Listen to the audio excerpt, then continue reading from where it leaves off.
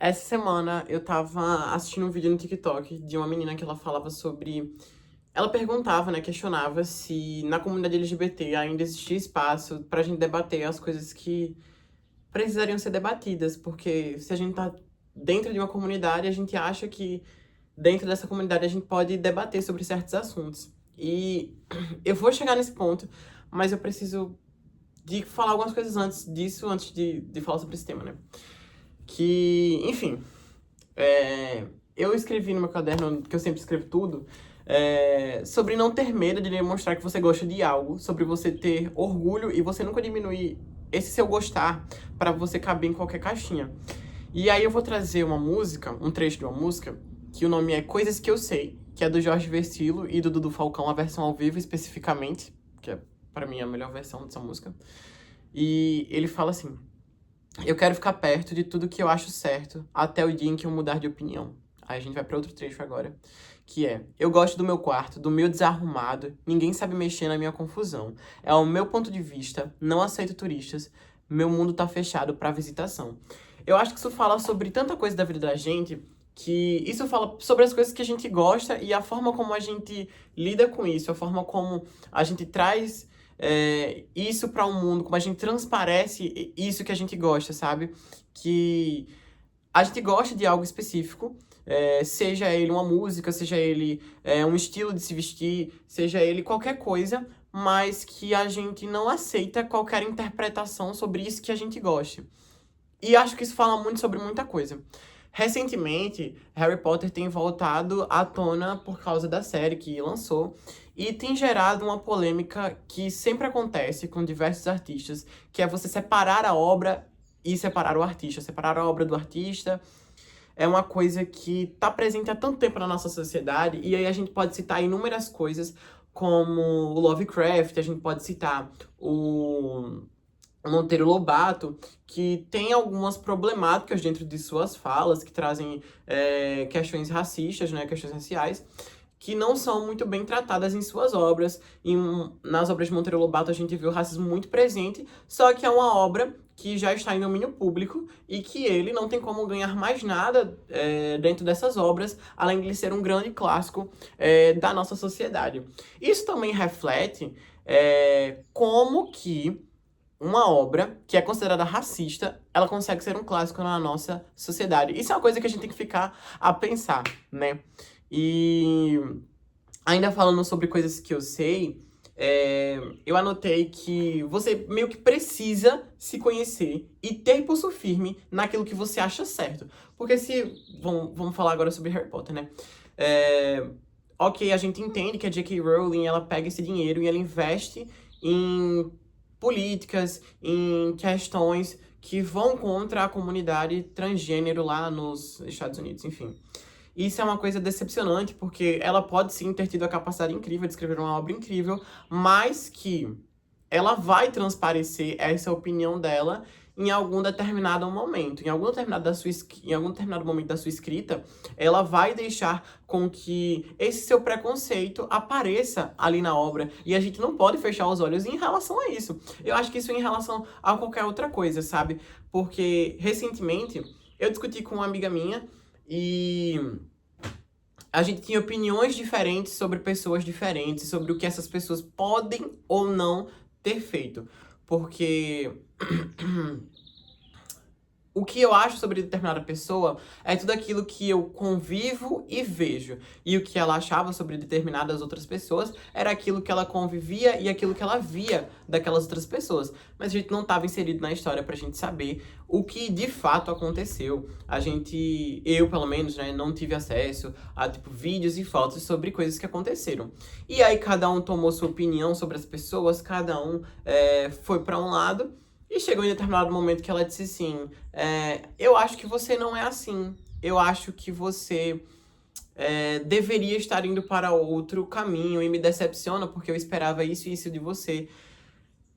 Eu ouvi isso, eu conversei com minha mãe, né? Eu tava conversando com minha mãe, e aí eu cheguei pra ela e falei assim: mãe, então, foi isso que aconteceu, eu expliquei tudo, falei meu ponto de vista, falei o que eu achava.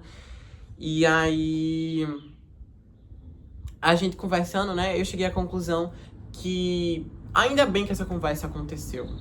Ainda bem que houve essa decepção, por incrível que pareça, sabe? Como isso pode ser bom? Isso pode ser bom porque eu tenho meu ponto de vista e isso significa que eu vou ficar com esse meu ponto de vista até eu não achar mais certo. E eu, por exemplo, eu gosto muito de Bia Nogueira, porque em um dos últimos vídeos dela, ela tava falando sobre Big Brother e ela disse que a opinião dela tinha a duração de 24 horas, que dentro de 24 horas podia mudar ou não mudar. E eu acho que isso vale para muitas opiniões da gente, né? Eu acho que as opiniões da gente dentro de 24 horas, ou até menos, ou até mais, elas podem ou não mudar. E aí, a gente precisa ter pulso firme para sustentar essas nossas decisões. Porque senão a gente começa a cair numa certa hipocrisia. Não que a gente não tenha direito de ser hipócrita. Ainda falando sobre outro vídeo de Bia Nogueira, ela fala um pouco sobre a música Gabriela e sobre Metamorfose. Que ela fala que ela não é Gabriela pra nascer assim, viver assim e nem morrer assim. Que ela vai se dar esse direito de metamorfosear durante a sua vida, porque é assim que a gente é. Quando a gente é criança, a gente acha alguma coisa, e aí a gente é adolescente e a gente começa a não achar mais isso, e aí a gente vira adulto, e aí a gente volta a achar aquilo, e aí a gente para de achar aquilo de novo. E aí eu vou trazer outra música, que o nome é Sem Maldade, da Lunauti. E ela fala assim: já tive muitas versões, mas essa é a melhor delas. Regra número 1, nunca se compare com elas.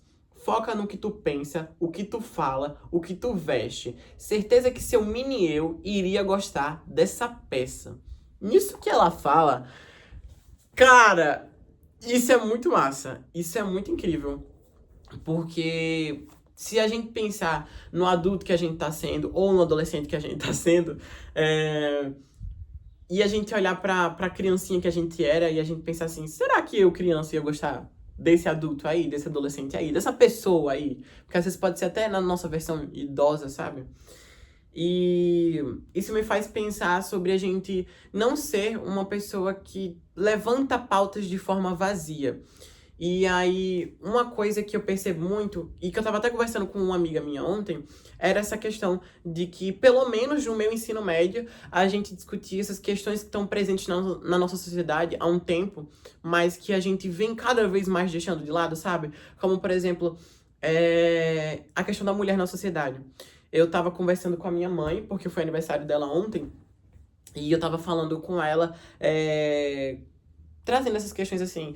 Por que que os homens, eles colecionarem carrinhos, facas, isqueiros, essas coisas, é aceitável para a sociedade, mas quando a minha mãe, ela quis fazer uma festa de aniversário que tinha sacolinha, a primeira coisa que foi dita foi: ai, você não é mais criança. Mas por que que o homem, ele tem o direito de ser menino quando ele quer, e a mulher, quando ela quer ser menina, ela não pode, ela já tá velha demais?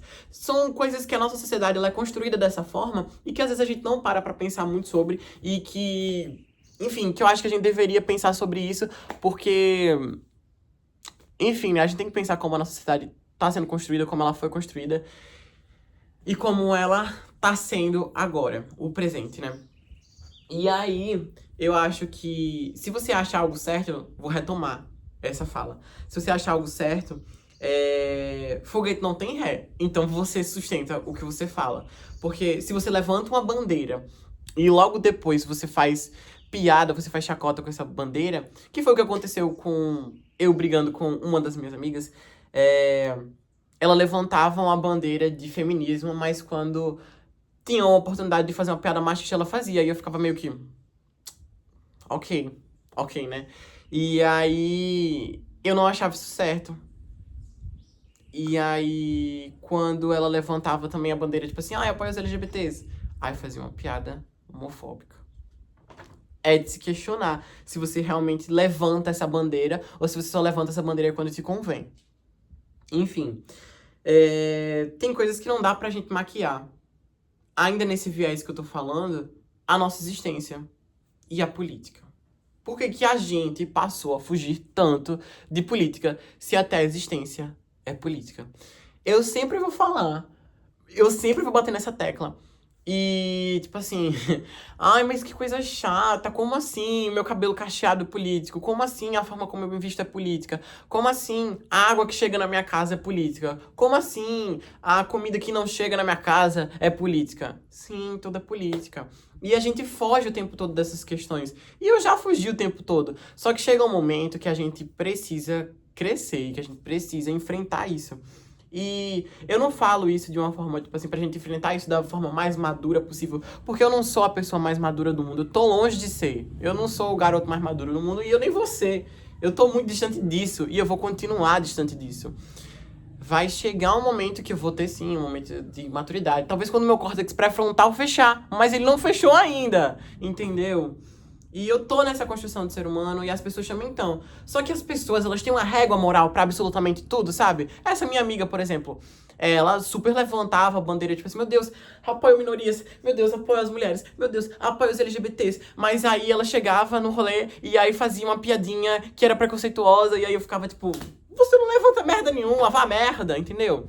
E aí eu cheguei pra ela e falei assim, ó, você tá decepcionado comigo e com o meu posicionamento agora?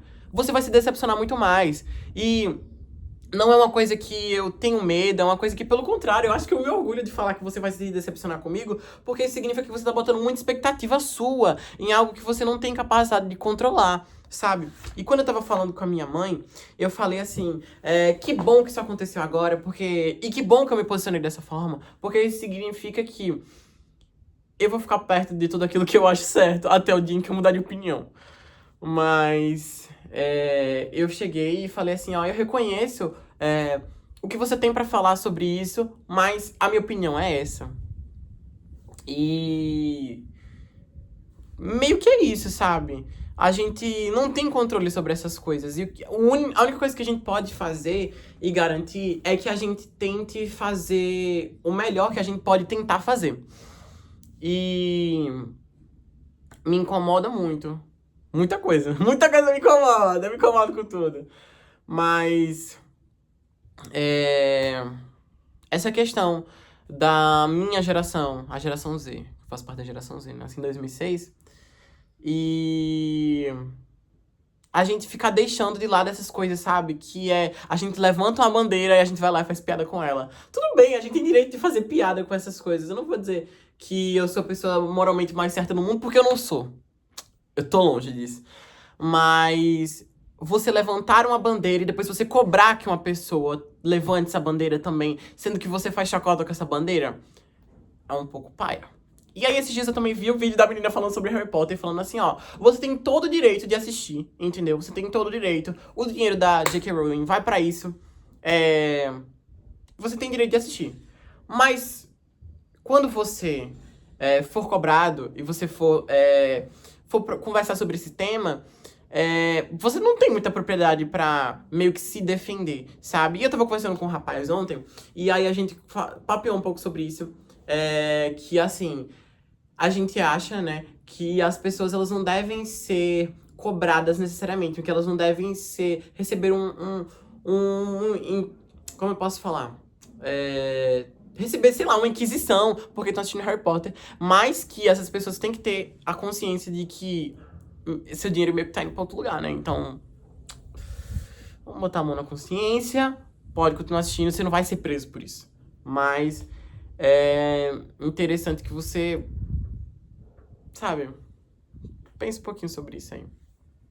E às vezes a gente realmente precisa se posicionar sobre tudo, sabe? Na música de Lonout, no finalzinho, ela fala assim: foca no que tu pensa, o que tu fala, o que tu veste. Certeza que seu mini eu iria gostar dessa peça. E aí eu retomo falar sobre política de novo. Tipo assim, a forma como a gente se veste é um ato político. Desculpe.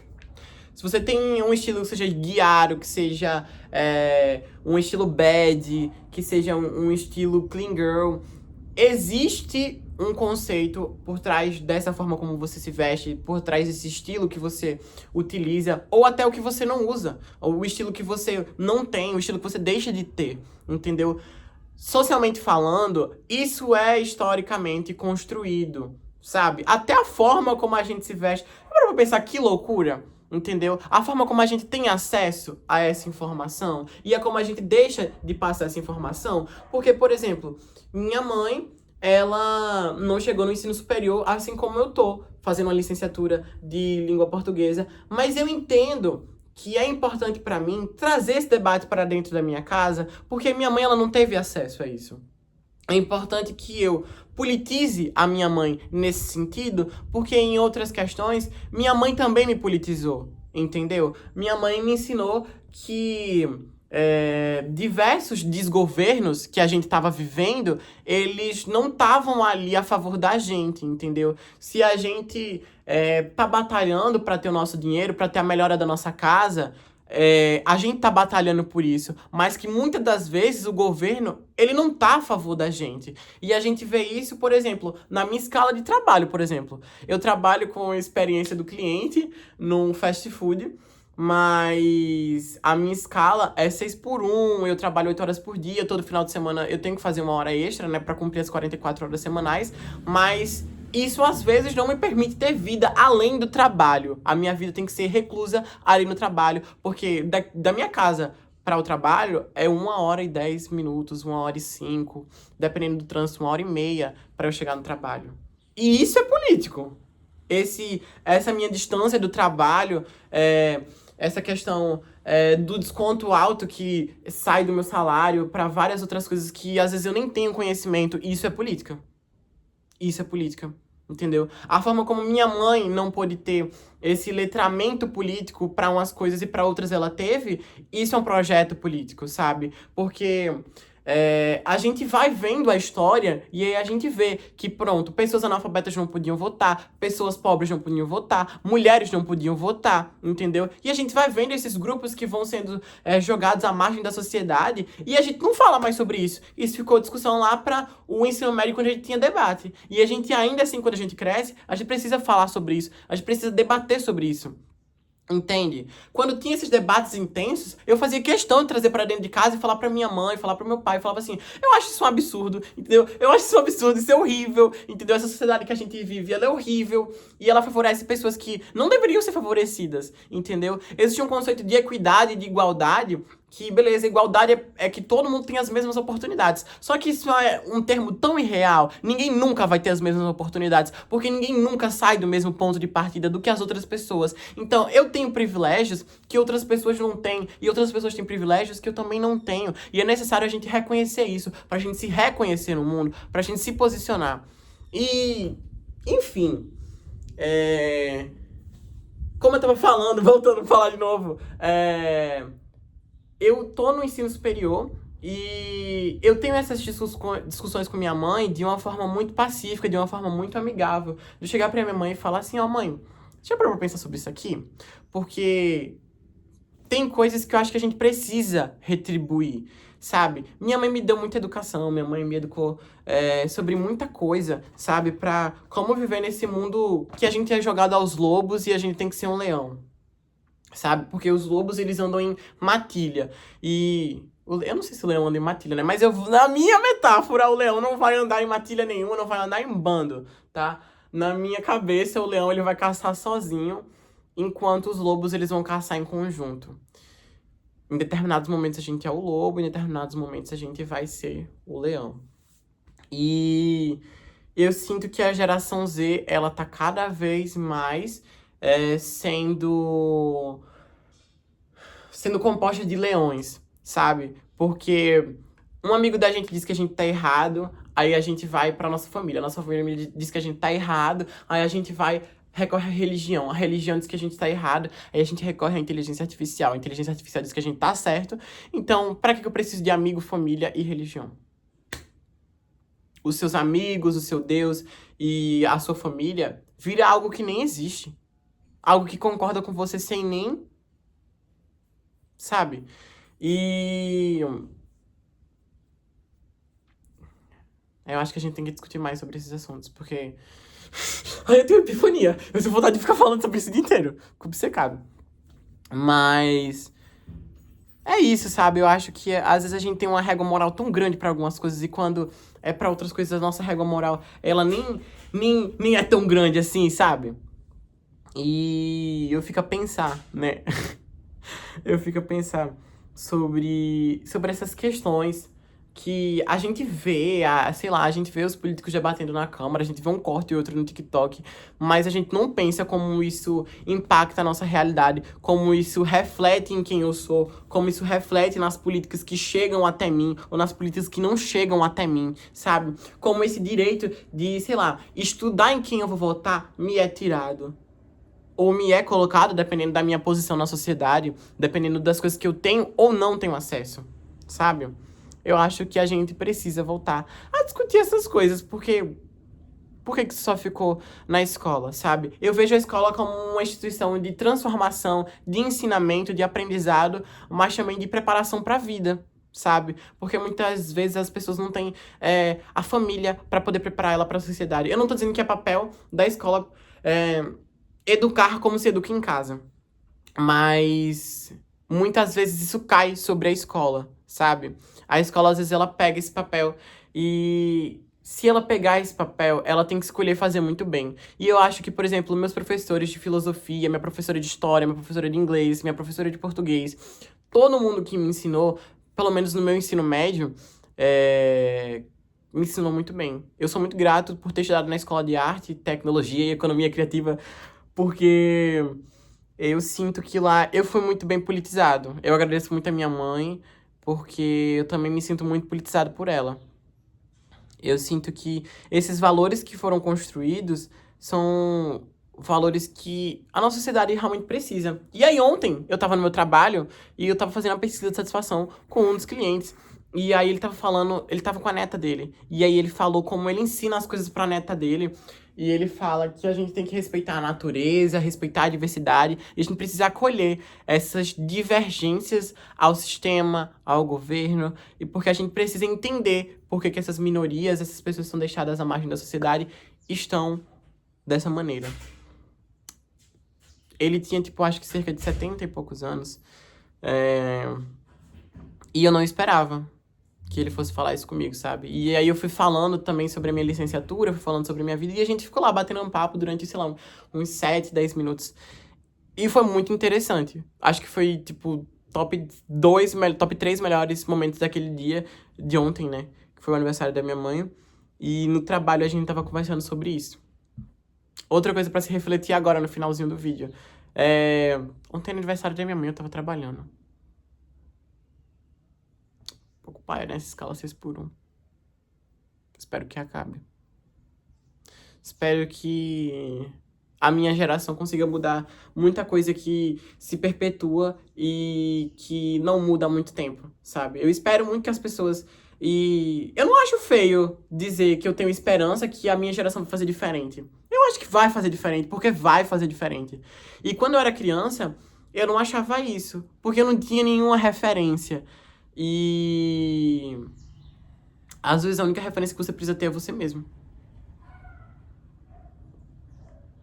Porque se você não tem referência do que você quer ser, você precisa ter referência do que você não quer ser. Então é isso. Acho que são meus pensamentos intrusivos e as coisas que eu queria trazer. Nos meus momentos de pausa, de silêncio,